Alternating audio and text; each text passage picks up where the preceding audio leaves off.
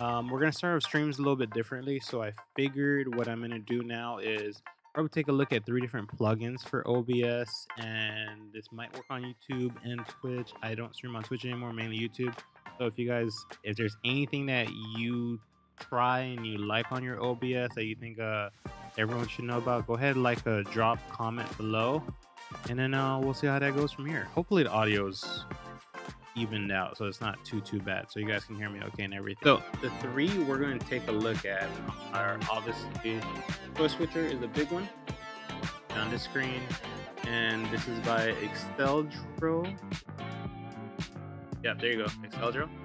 And then we'll cover basically installing, setting up, and then the benefits of it, and see how it goes from there, guys.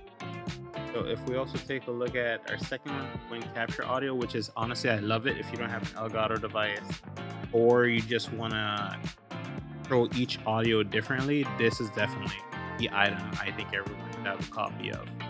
And last transition, this is a big one. It's basically just kind of like OBS already has transitions built into it, so you get to integrate this and move it. All right, first off, the Soy Switcher. The links for all of these also will be in the description below. We're going to add that by the time the video comes out off on stream and off of stream. So we're going to list this as a video. So with Source Switcher, you want to go download it, click on the link, and give you some options here. With this one, I had to play around with. It looks like it's been changed a little bit. It might be my OBS cosmetic.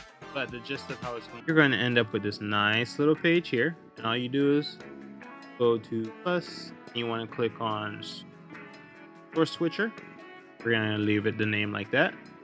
And then generally, you're supposed to be able to see your sources here, but for some reason it's not correct here, but it might just be my OBS. I've had so many on it. And now let's go to, off the top of my head, I do know I have 2 devices, and we can add the other one. From there, we should be able to, if we do this, because it's not showing the drop down, you can set it up where it switches between the 2 of them periodically. So I think it's like every 5 seconds it's going to switch on and off between one or the other. This is great basically if you have 2 different setups of your computer. So if you have multiple cameras set up, you have something like that going on, you can do that. Obviously I have it's just a regular webcam, a C922. You can also have media switch between videos if you have that playing on your screen, or if you have something with images, transitions you can set up. But basically, that's just how that one works. Simple, does its job. No caveats about that. You can loop it, also is a great feature. So we're just gonna leave that on that. I'll make these super simple where we're not breaking our heads too much of how we're supposed to go about these. And our next one is Wind Capture. By far, the best application I think I've used on my computer this entire time. So this is how you guys connect to it. Go ahead, you download, you install it. So we got that set up. Now for the audio sources, you go to add, and then you're gonna look for application audio output capture. You launch that, so we'll say what's playing, Spotify. We add an extra Y because you just don't want to go to capture mode. Find the exact application that you want to capture and playing from here.